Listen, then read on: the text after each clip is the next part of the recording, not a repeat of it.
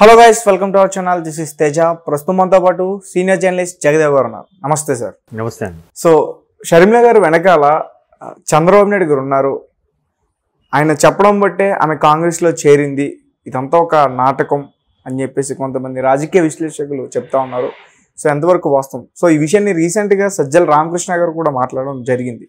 So దాని గురించి షర్మిల గారు కాంగ్రెస్లో చేరారని కానీ, లేదంటే కాంగ్రెస్తో ఎందుకు పొత్తు పెట్టుకుంటున్నారు, కాంగ్రెసే కదా జగన్మోహన్ రెడ్డి గారిని అన్యాయం చేసింది, కాంగ్రెసే కదా జగన్మోహన్ రెడ్డి గారిని జైల్లో పెట్టించింది, కాంగ్రెసే కదా జగన్మోహన్ రెడ్డి గారి ఓదార్పు యాత్రని అడ్డుకుంది, ఇవన్నీ కూడా సజ్జల రామకృష్ణారెడ్డి గారు స్టేట్మెంట్ ఇస్తూనే ఉన్నారు. దానికి షర్మిల గారు కూడా కొంచెం ఘాటుగానే స్పందించారు. ఎలా అంటే, నేను చాలా సందర్భాల్లో చెప్పాను కూడా, ఇప్పుడు తెలంగాణ ఎన్నికల సమయంలో కాంగ్రెస్తో కలిసి పొత్తు పెట్టుకుంటాము, కాంగ్రెస్తో కలిసి ప్రయాణిస్తాము, కాంగ్రెస్తో కలిసి పోటీ చేస్తాము అనుకున్న షర్మిల గారు కొన్ని ఏవో ఇబ్బందికర పరిస్థితుల్లో, లేదంటే పొత్తులు కుదరకో బయట నుంచి మద్దతు ఇస్తాం, బట్ మేము పోటీ చేయట్లేదు, బీఆర్ఎస్ వ్యతిరేక ఓటు, ప్రభుత్వ వ్యతిరేక ఓటు ఏదైతే ఉందో అది చేల్చదలుచుకోలేదు, అందుకే పోటీ చేయట్లేదు అని ఆవిడ స్పష్టంగా స్టేట్మెంట్ కూడా ఇచ్చారు. దాని మీద ఆమె విమర్శ కూడా ఎదుర్కొన్నారు. కాంగ్రెస్ ఏవో తాయిలాలు ఇచ్చిందని ఆవిడ ఏదో ఒప్పందం కుదుర్చుకున్నారు అన్నట్టుగా కూడా చెప్పారు. బట్ ఆవిడ ఢిల్లీలో వచ్చాక నిర్ణయం తీసుకున్నారు, ప్రెస్ మీట్ పెట్టి మరీ కూడా చెప్పారు. చెప్పినప్పుడే అప్పటికే సజ్జల రామకృష్ణారెడ్డి గారు ఒక స్టేట్మెంట్ ఇచ్చారు. ఎట్లా అన్నయ్యని ఇలాగ ఇబ్బంది పెట్టింది, మళ్ళీ ఆవిడ ఆ పార్టీతో కలిసి వెళ్ళడం ఎంతవరకు కరెక్ట్ అన్నట్టుగా స్టేట్మెంట్ ఇచ్చారు. స్టేట్మెంట్ ఇస్తే అదే మన మీడియా మిత్రులు ఒకటి అడిగారు, ఇలాగా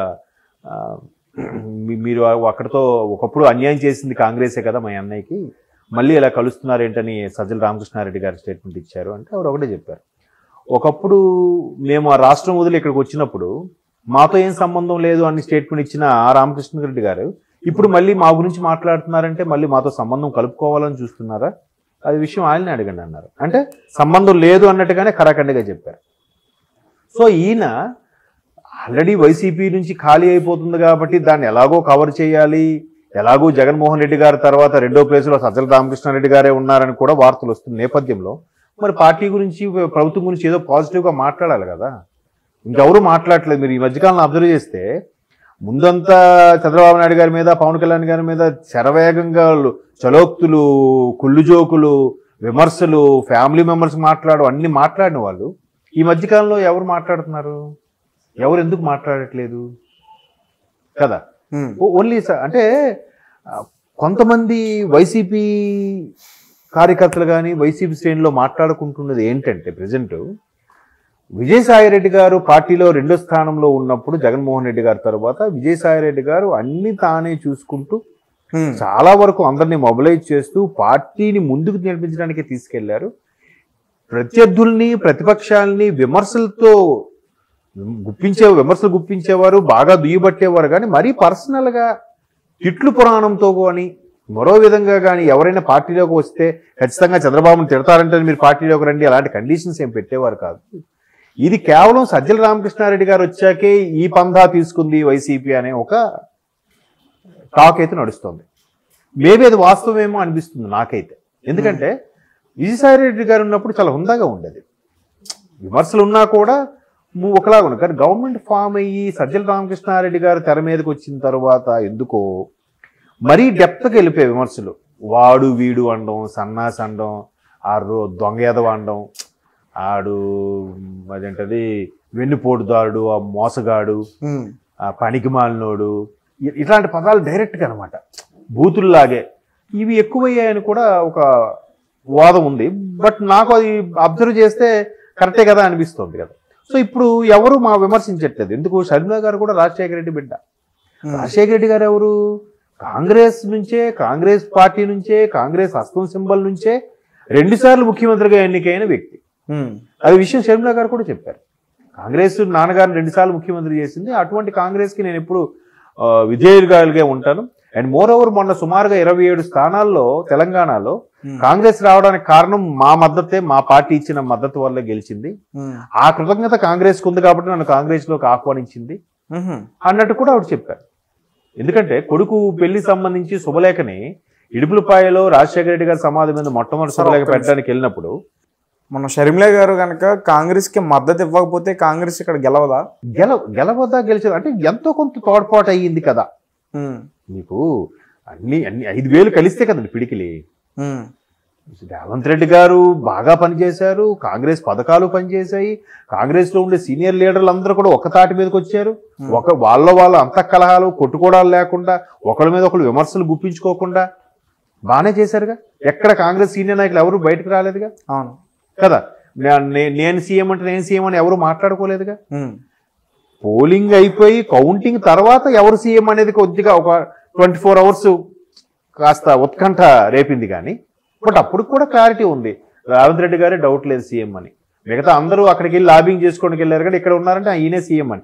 మిగతా ఇద్దరు ఎవరు ఉత్తమ్ కుమార్ గారు, భట్టి గారు వెళ్ళినప్పుడు కూడా వాళ్ళకి కొన్ని కీలకమైన పదవులు, కొన్ని కీలకమైన బాధ్యతలు అప్పచెప్పడానికి కాంగ్రెస్ అధిష్టానానికి పిలిపించిందే తప్ప రేవంత్ రెడ్డి గారు అనేది ఫైనల్ అన్ని రకాలుగా. ఈవెన్ షర్మిల గారు కూడా ప్రభుత్వ వ్యతిరేకంగా పనిచేశారు, ప్రభుత్వ వ్యతిరేకం బీబట్టేలా పనిచేశారు కదా.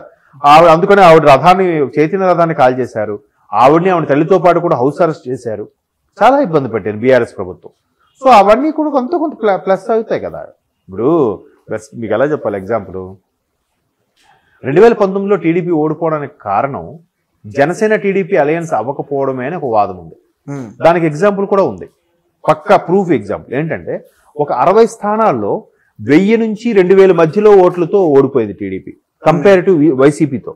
ఎందుకు? ఒక పర్టికులర్ నియోజకవర్గంలో ఒక విశ్లేషకులు చెప్పిన మాట నేను చెప్తున్నాను. ఒక పర్టికులర్ నియోజకవర్గంలో కేవలం ఒక పార్టీకి, ఈ వైసీపీకి ఎన్ని వచ్చాయంట? 57,000 ఓట్లు వచ్చాయి. 58,000 ఓట్లు వచ్చాయి. టీడీపీకి ఎన్ని వచ్చాయి? 57,000 ఓట్లు వచ్చాయి. జనసేన అక్కడ పోటీ చేయకుండా ఒక ఇండిపెండెంట్ అభ్యర్థికి, స్వతంత్ర అభ్యర్థికి సపోర్ట్ చేసింది. ఆ సపోర్ట్ చేసిన అభ్యర్థికి 3,500 ఓట్లు వచ్చాయి. అర్థమవుతుందా మీకు క్లారిటీగా? వైసీపీకి 58,000 ఓట్లు, టీడీపీకి 57,000 ఓట్లు, ఆ స్వతంత్ర అభ్యర్థికి 3,500 ఓట్లు. స్వతంత్ర అభ్యర్థి కాకుండా అదే జనసేన టీడీపీతో అలయన్స్ అయ్యి ఉంటే ఎన్ని వచ్చిండేవి? టీడీపీకి 60,500 వచ్చిండేవి. అవునా? అవి 57, ఇవి 3,500. ఇప్పుడు 3,000 వేసుకోండి, 60,000 ఓట్లు వచ్చిండేవి. అప్పుడు వైసీపీకి ఎన్ని ఉన్నాయి? 58,000 ఉన్నాయి. అప్పుడు ఎమ్మెల్యే ఎవరు మరి? టీడీపీ ఎమ్మెల్యే ఎవరుగా? అలాగా 60 స్థానాల్లో టీడీపీ కోల్పోయింది. సో అక్కడ జనసేన ఎంతో కొంత ఇంపాక్ట్ చేసిందని అనుకోవాలా లేదా మీరు చెప్పండి. సో అదే ఎగ్జాంపుల్ కూడా ఇక్కడ ఒక 27 స్థానాల వరకు వీళ్ళు పోటీ చేయడం వల్ల ఆ యాడయ్యే 1,000-1,500 ఓట్లు కూడా కాంగ్రెస్కి ప్లస్ అయ్యాయేమో, అయ్యుండొచ్చేమో. అంతే కదా. ఇప్పుడు కామారెడ్డిలో రమణారెడ్డి గారు ఎలా గెలిచారు? కేసీఆర్ గారు, రేవంత్ రెడ్డి గారు ఇద్దరు 2 సింహాలు పోటీ పడుతున్నప్పుడు కేసీఆర్ గారికి 52,000 ఓట్లు ఎన్ని వచ్చాయి, రేవంత్ రెడ్డి గారికి ఒక 47-48,000 ఓట్లు ఎన్ని వచ్చాయి, 50,000 ఓట్లు, ఆయనకి 55,000 వచ్చాయి. జస్ట్ 5,000 ఓట్ల తేడాతో గెలిచారు కదా రమణారెడ్డి గారు కదా.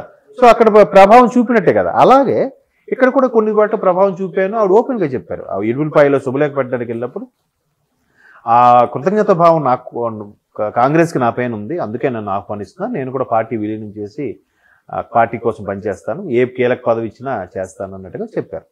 సో ఆవిడే చెప్పారు, ఆవిడే స్వయంగా చూశారు. ఇప్పుడు నిజంగా ఇది చంద్రబాబు గారి హస్తం అయితే, చంద్రబాబు గారే జగన్మోహన్ రెడ్డి గారు సీఎం అయిన తర్వాత ఆంధ్ర నుంచి తల్లిని చెల్లిని పంపించారా?